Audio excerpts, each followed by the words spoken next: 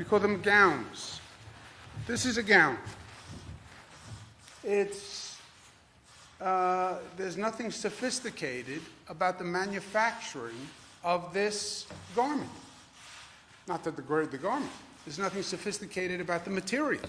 It can't be that companies in this country and in this state can't transition to make those supplies quickly. Again, I understand if there's a financial burden, we will address that and we will work with you. So please contact us. Javits is going to be converted to a COVID facility. The original plan was to use Javits. Javits is a state convention center. It was retrofitted by the Army Corps of Engineers to hold 2,500 people. The original plan was that it would not take COVID patients, COVID-positive patients. It would take non-COVID patients, and it would be an overflow for hospitals. As it turned out, we don't have non-COVID people to any great extent in the hospitals. Hospitals have now turned into effectively ICU hospitals for COVID patients. So we wanted to convert Javits from non-COVID to COVID. It's federally run. Frankly, the federal agencies were not eager to do that. FEMA was not eager to do that. I called the president. I spoke to him about it yesterday morning. Yesterday afternoon, the president called me back, said he spoke to the task force. They would grant the request to transition the Javits Center to COVID only. That adds 2,500 beds. So that is a very big deal. And I thank the president for doing it. He did it despite the fact that the federal agencies were not eager to do it. And he did it quickly. So I thank him for that. It's a big deal for us. We're still challenging, we still have the challenge of ventilators. We don't have enough, period. The situation is very simple now. People come in. They're almost all COVID people. Ironically, the number of non-COVID cases has dropped because so many things are shut down that you don't have the same number of automobile accidents or people getting hit by cars. You don't have the same crime rate. So you don't have the same number of trauma cases coming into a hospital. They are COVID cases, and many of them go right to the ICU. In the ICU, you need a ventilator. And if you don't have a ventilator, the process stops, and we don't have enough ventilators. We're doing everything possible, splitting of ventilators, using BiPAP machines by this new protocol, using the anesthesia ventilators. We're talking to the federal government to be as helpful as they can from the federal stockpile. But in truth, I don't believe the federal stockpile has enough to help all the states, because you can't buy the material at this point. We're still trying to buy from China. We're working with Alibaba, which has been very, very helpful to us. I spoke to Jack Ma and Mike Evans, who is the president, and they have been personally gracious and very, very helpful in trying to get us to source material from China. But we're going to have to redeploy ventilators from across the system. In other words, there are hospitals that have ventilators. There are hospitals that have PPE equipment. There are private sector companies that have PPE equipment that they are not using, that we're going to need to redeploy to the places in the hospitals where we need them. I had a conversation with a hospital administrator yesterday. I understand they don't want to give up their ventilators. Ventilators are expensive pieces of equipment. I understand that even if they're not using them, they are reluctant to see them go out the door. The theory is if the government gets them, they'll never get them back. I understand that, but I don't have an option, and I'm not going to get into a situation where we know we are running out of ventilators and we could have people dying because there are no ventilators, but there are hospitals in other parts of the state that have ventilators that they're not using. I'm just not going to allow us to go there. I think it would be wholly irresponsible. So I'm going to sign an executive order that says the state can take ventilators and PPE from institutions that don't need them now and redeploy them to other parts of the state and other hospitals that do need them. Those institutions will either get their ventilator back or they will be reimbursed and paid for their ventilator so they can buy a new ventilator. I can't do anything more than that. But I'm not going to be in a position where people are dying and we have several hundred ventilators in our own state somewhere else. I apologize for the hardship to those institutions. Ultimately, there is no hardship.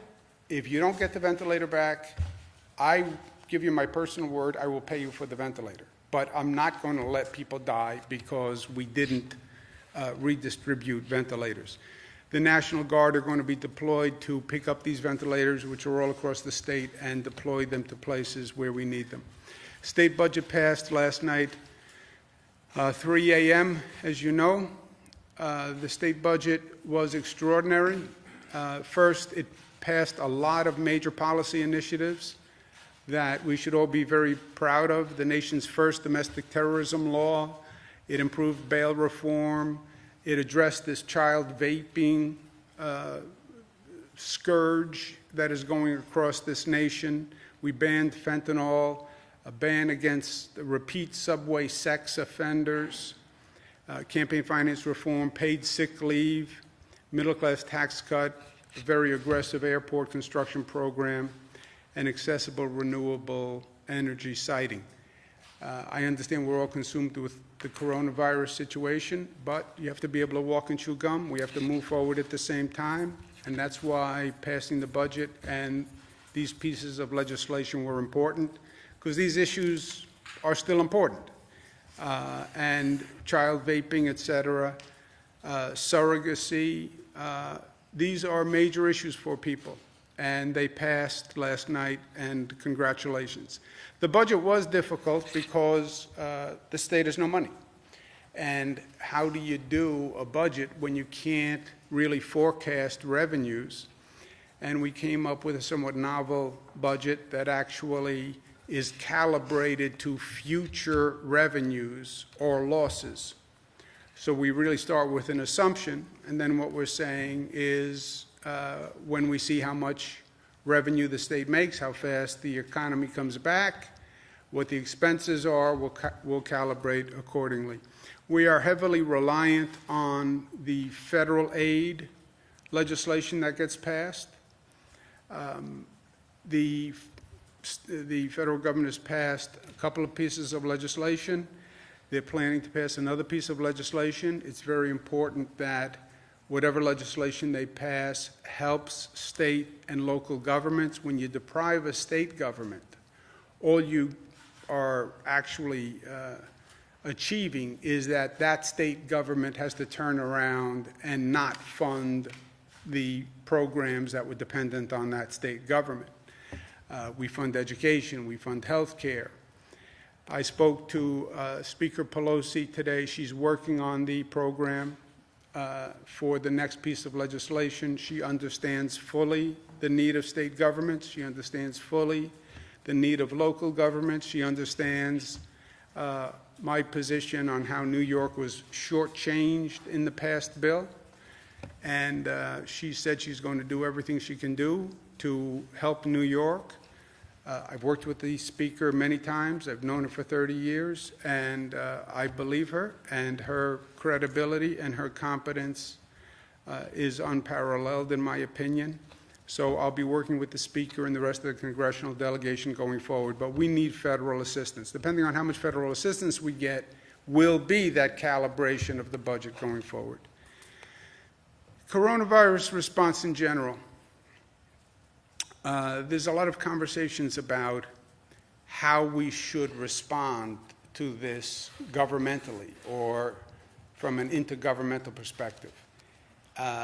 People want to say, well, this is a states' rights question versus federal interference. Who should decide what's done on a state level? There is no governor who is arguing that their state's rights are being trampled, right?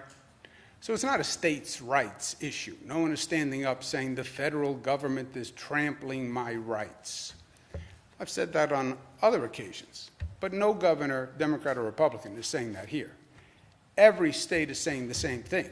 I need help. I need assistance. So I don't consider this a situation where the federal government is interfering with a state's rights. This is a situation that is by definition, a national disaster emergency situation where the states need and welcome the federal assistance. I was in the federal government, as you know. I worked on scores of federal emergencies. The only operational model that I see that could potentially work here at this stage where we are today with the realities we're facing, where no state can get the supplies they need. No state can get the PPE they need. No state can get the ventilators they need. The market has literally collapsed. The only operational model that I see is you have curves. We've been talking about our curve. You have curves in different parts of the country. And those curves occur at different times. It depends on when the outbreak started in that region, how quickly it spread. So you have different curves in different parts of the country occurring at different times. I think the only practical solution at this point is focus on the emergency that is in front of you. Focus on the emergency at the place and time that is in front of you. And then redeploy to the next situation. So New York is the tip of the spear, so to speak. We have the high numbers. We have the first major encounter. Deploy resources to New York. We'll hit that curve. We'll be at the top of the curve. 17 days, 21 days, we're on the other side of the curve. And we're coming down. And then I don't need the ventilators that we've amassed and split and the BiPAP machines. We can redeploy what we have, personnel, equipment, to whatever locality is next. Now, it's not a perfect sequential timing, but if you look at the projected curves, when it's going to hit Michigan, when it's going to hit Illinois, when it's going to hit Florida, you'll see that there is a timing sequence to it. Why not? Or what is the alternative to now saying, let's help each other. Let's focus on each situation as it develops, and let's move our resources and personnel as it develops. What is the alternative to the crisis that we see looming nationwide? You do not have enough. The federal government does not have enough material to sit there and say, whatever you need, I can get you. Don't worry, California. Don't worry, Michigan. Don't worry, New York. Don't worry, Florida. They can't. They can't. They have essentially said, I don't have enough in my stockpile to handle all of this. And then you get into a blame game. Should it have been in the federal stockpile? Should states have had stockpile? Forget that. The reality is, how do you handle this operationally unless you go from place to place with the proviso that you say, and then each state has to help every other state as we go along? There is a simple analogy to this that we live all the time. When we have minor emergencies or disasters, when we have a minor hurricane that's regional in nature, or a minor flood, power goes out, what do? All the power and utility companies from all across the country descend on that region that needs help, right? After a hurricane, power lines are down. You look at the highways, you see all those trucks coming in from different states, right? Arizona trucks, Colorado trucks. When Florida has a hurricane, what do? We get in the trucks, everybody drives down to Florida. Personnel, etc. When Puerto Rico got into trouble, what did we do? Con Edison, New York, Rochester Gas, they all went down to Puerto Rico. Why? Because help the place that has the crisis. This is that on a macro scale. New York is in crisis. Help New York. And then pick up, decamp, and then go to the next place as this rolls across the country. There's not a perfect timing. There will be 2 parts of the country that hit an apex at the same time. There will be 3 parts of the country that hit an apex at the same time. But I do not see any operational, practical alternative to dealing with this going forward. And by the way, this is all operational. There is no concept, there's no abstraction, there's no philosophy to this. This is a person walks in the door. Do you have a bed? Do you have a staff person? Are they wearing PPE? And do you have a ventilator? And are they all present at that moment when that person walks in that door? That's all this is. That's all this is. Forget testing, vaccines. That's a separate project. That's not where people are going to die in the near term. People are going to die in the near term because they walk into a hospital and there's no bed with a ventilator because there's either no bed or no staff or no PPE or no ventilator. That is what is going to happen. And I think this is the only way to avoid it. And look, I believe the American people are there. You know, how many times have we seen a disaster across this country, and how many new Americans just show up to help? I mean, it's in the American DNA to say, we're here to help one another. It is e pluribus unum. I didn't have to put that on the seal. That's just a reminder. Out of many, one. We're community. We're Americans. We're a family. We're brothers and sisters. There's a commonality. Well, I'm a New Yorker. You're from California. I know. Those are lines on a piece of paper. We are the same. We're the same. And we know that here in New York. I asked for people to come help New York. Health officials, health professionals. 20,000 people volunteered in a matter of days to come help New York in the middle of a pandemic. 20,000 people. Think about that. 20,000 health professionals said, I'll leave my home and come to your state. Systematize that voluntarism. Systematize that generosity, that charity, and that expertise. And that's how we beat this damn virus as it marches across the country. We just deploy in front of the virus as it works its way across the country. In any event, when our curve is over, that's what we're going to do. New Yorkers are going to take what we've amassed. We're going to take our equipment. We're going to take our personnel. We're going to take our knowledge.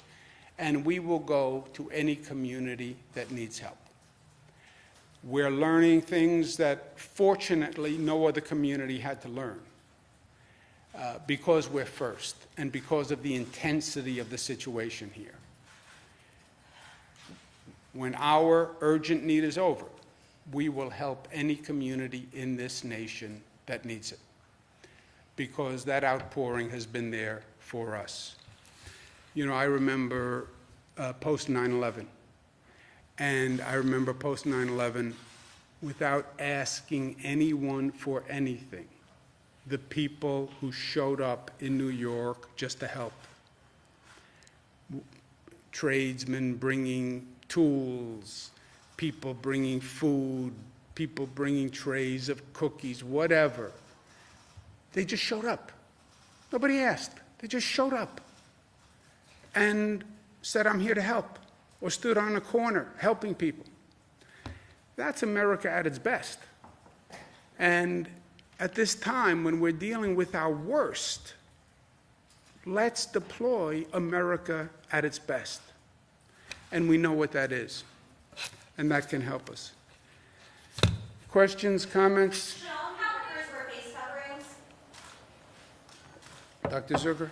So there's no data to support the effectiveness of face masks, and I understand that usually we like to have base things on evidence, and unfortunately in difficult times like this, we have to go with expert opinion, and right now there isn't data to suggest whether masks, except for those who are ill and those who are healthcare workers, and that's why we're reserving those for healthcare workers. Well, the U.S. sitting there said he was pointing to a study that showed that there is evidence of that. Well, the evidence that, like I was saying, that there's no clear evidence to suggest that face masks, whether made out of cloth or even whether general public using face masks, but we're continuing to look at the data all the time that's coming in, and we're examining that right now. I think it's, let me ask the doctor for a qualified opinion. I think it's fair to say the masks couldn't hurt unless they gave you a false sense of security. You know, when a doctor talks about a mask, they're talking about a form-fitting mask that goes around your nose that doesn't allow any other air to come in. That's really what a mask is. So to ask a doctor, does a bandana help? I said to the doctor inside, I said, you know, I'll just get the bandanas that I wear when I ride my motorcycle. And he was like, yeah, that's not going to help. This is what the doctor thinks of as a mask, right? But could it hurt? Might it help? I think it's fair to say yes, but don't get a false sense of security that now you don't have to social distance and you don't have to take the normal precautions because you're wearing a bandana. Is that fair to say? That's absolutely fair to say. Governor, how many ventilators do you expect to seize from upstate hospitals, and how are you going to decide, you know, if the curve hits in upstate at the same time that New York City still needs those ventilators? How do you decide to get First of all, don't use the word seize. I didn't use that word. That's a harsh kind of word. It's sharing of resources. We're going to share resources. We're not going to have any part of the state that doesn't have the resources they need because we didn't share resources. We are tracking every night, every hospital, who comes in, what they have, what they need. And we're just sharing and shifting resources, which is the only intelligent thing to do among one group of people. Right now, the numbers in upstate New York are lighter than the numbers in downstate New York. But that is going to change. It is in New York City. Now you're seeing Long Island start to light up. We had Westchester light up. Numbers are growing in Erie. You're going to see that wave move through the state. You've been watching it every day on that map as every state, every county is now colored in. We're going to shift resources all across the state to whatever place has that need at that time. And we're going to make sure every hospital has the resources they need to do the normal business. What is fascinating is the normal business has dropped off dramatically for a hospital. Why? We canceled all elective surgery. So elective non-critical surgery is not happening. And when we close down most of society and people are staying home, less people are getting hurt. Less bicycle accidents, less crime. So hospitals who are not dealing with COVID are seeing very low activity. And it's not that we're going to leave any healthcare facility without adequate equipment, but they don't need excess equipment now, right? Most of these hospitals put together stockpile, you know. You'll have 50,000 masks. Well, 50,000 masks, how long does that last you? 5 months it lasts me. Okay, you don't really need a 5-month supply right now.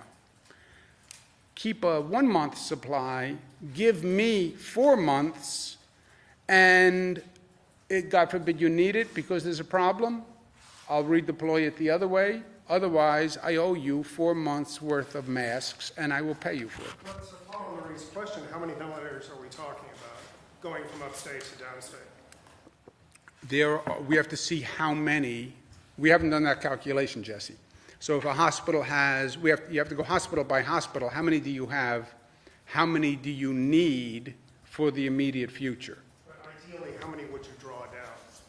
There could be several hundred excess ventilators in hospitals that don't have a COVID response right now. And are you still anticipating or projecting that you've basically got 6 days worth of supply in New York City, or would this fiddle with that number a little bit? This is a number, several hundred could represent several hundred lives. So am I willing to deploy the National Guard and inconvenience people for several hundred lives? You're damn right I am. Several hundred ventilators doesn't fix the problem, obviously, but it's a significant number of ventilators when you can't find ventilators anywhere else and you've done everything else that you can do. Oh, we're still at 6 days. Yes, basically. yes. Are you refusing to? Well, let's do it this way. Let's do it this way. You're burning the burn rate is about 300 ventilators per day. If you find 300 excess ventilators, you found another day. Are you refusing to release the ventilators if the states ask for them? Well, look, it's human nature, right? Let me borrow your equipment. No. I'd rather keep my equipment here. Government is going to take it. How do I know I get it back? How do I track it? It's an expensive piece of equipment, by the way. Ventilators now it's like $50,000. When we started, it was about $20,000. So it's not like asking to borrow a cup of sugar, you know. Are you confident that this order would stand up in court? I mean, certainly these private hospitals could make a Fourth Amendment argument, Yes. unreasonable seizure. You think they might sue me? I mean, possibly. It would be a slow day if I didn't get sued 5 times, John. But if they want to sue me for borrowing their excess ventilators to save lives, let them sue me. But do you think it would stand up, or are you Yes, basically dead? yes, it'll stand up. It will The stand up. Javits Center is now becoming a COVID unit. Is that? Excuse me 1 second. I'll borrow them. I will return them, or I will pay you for a new one. You want to hope I don't return it, so I pay you for a new one. Lend me your drill. I will bring it back to you, or I will buy you a new drill. How do you lose? I'm not taking your last drill. You have 5 other drills in your toolbox. You're not going to use 5 drills between now and then. And if something happens where you go on a drilling frenzy, call me and I will bring you more drills. Go ahead, I'm sorry. The Javits Center now being converted to a COVID unit, is that going to house people who need less intensive care, or will that also have ICU beds? It will have ICU beds. I don't know the mix between ICU bed. For all intents and purposes in this conversation, it's a ventilated bed, right? So how many ventilators will be in Javits? It's federally staffed. They're going to have to find the ventilators for it, so it's going to be up to them. Do you find the ventilators in the stockpile? How does that work? That would be from their stockpile, yes. The number of sick cops in the NYPD continues to rise. Is there going to be a percentage of how many cops that would make you potentially, I don't know, take over the NYPD with either the state police, or is there something that you're considering there? Look, we have this situation all across the board. We have TWU workers, transit workers, who have a very high rate of illness and who, by the way, are doing heroic work. And I want to thank them very much, John Samuelson, the Transit Workers Union. To run those trains, run those buses every day, talk about social distancing. You're a bus driver, right? It's hard to social distance. You're a train conductor pulling into stations all across the city. So they're doing heroic work. Very high rate of illness. That's a problem. It's a problem in the NYPD. It's a problem in the FDNY.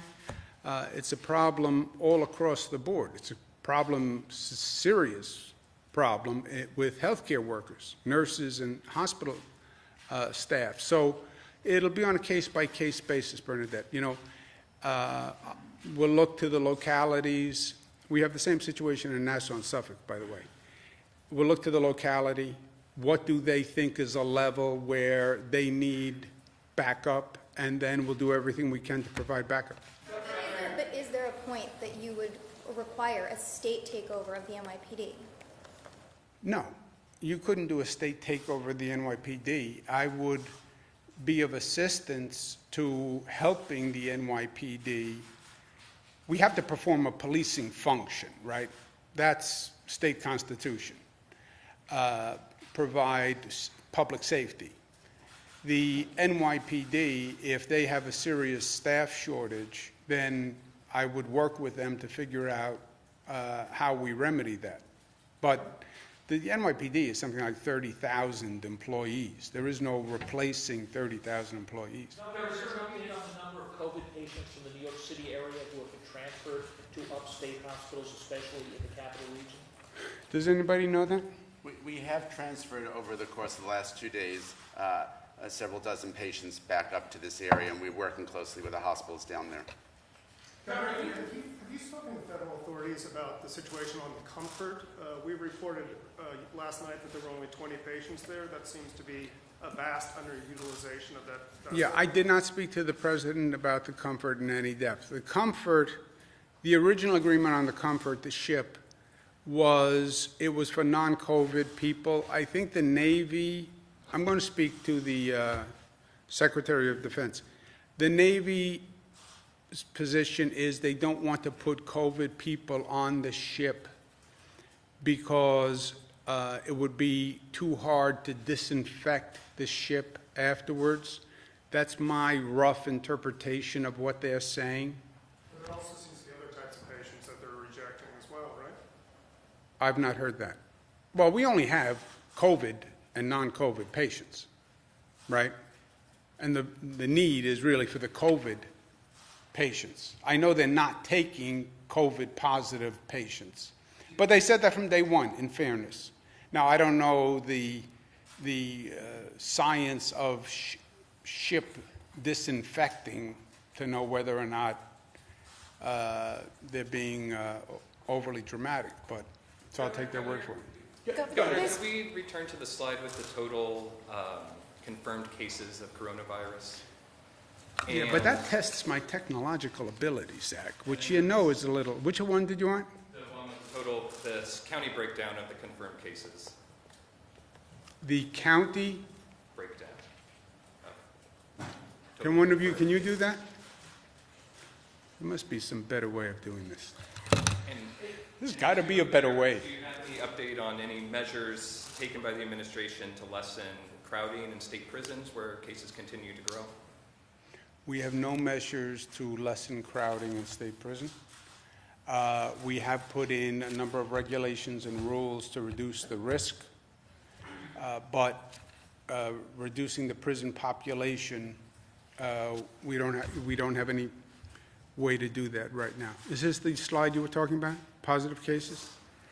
Have any of those measures in state prisons been any different than those at nursing homes or other facilities? Yeah, I can get you a full list of both. There's been an uptick of domestic violence cases from people having to co-shelter together. Is there any way or any assistance the administration can provide for people? So the state has a 1-800 number. It's 1-800-942-6906. That's our domestic violence hotline. Women should know that they don't have to stay in those situations. We will help them relocate. We will help them find safe shelter. And if there is an issue where you're in immediate harm, call 911 immediately. I spoke to the state police this morning. There is a reported uptick, as you said, some reports as high as 15 to 20%. It's unacceptable on any day. And I wanted people to know that if every single case that's reported, the state police is going to investigate fully and bring the full bear of the law behind it. Let's take one more. How come you always ask the last question? I'm always curious. Because I'm French and I come last. Is that a French thing? I'm sorry? It's French, you think? No, I don't. You don't want to get in this scramble with these aggressive Americans, please. Okay, my question is, you didn't talk about your brother today, so I'd like to know how he is. And I also have a question about your father. What is the thing your father taught you that helps you dealing with this crisis? You also ask the hardest questions. Is that a French thing that you ask the most difficult questions? My brother, the question of my brother is easy. He's doing okay. This is going to be a great public service that he winds up doing. It will have been a miserable personal experience because this virus is no joke at any age. And he's relatively young. He's in good shape. But and he's had malaria before, you know, he's not a crybaby by and large. But this is tough. I mean, it's tough. I talk to him several times a day, obviously. It's tough. He's doing fine, but it's tough to deal with. But he's going to wind up doing a great public service because all these questions, all the mystery about coronavirus, what if this, what happens? He is a living example of living with coronavirus, right? And he's up there and he's talking about it. So God bless him. And it demystifies it. You know, he can talk you through it. So I think that's going to wind up being a great public service at the end of the day. And as a journalistic contribution, I think it's going to be great. What did my father teach me that is most helpful in this situation?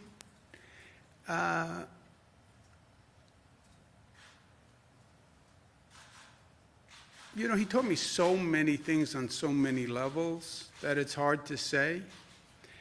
But he had tremendous stamina. He loved Winston Churchill, never give up, never give up, never give up. That's where we are. He taught me to trust in love and love's triumph over anger and hate and selfishness. And we need love now. We need love as a people. Am I seizing ventilators? No, I'm taking excess equipment to save lives, you know. It's about doing the right thing. It's about love. And people will respond to that in this state and in this country.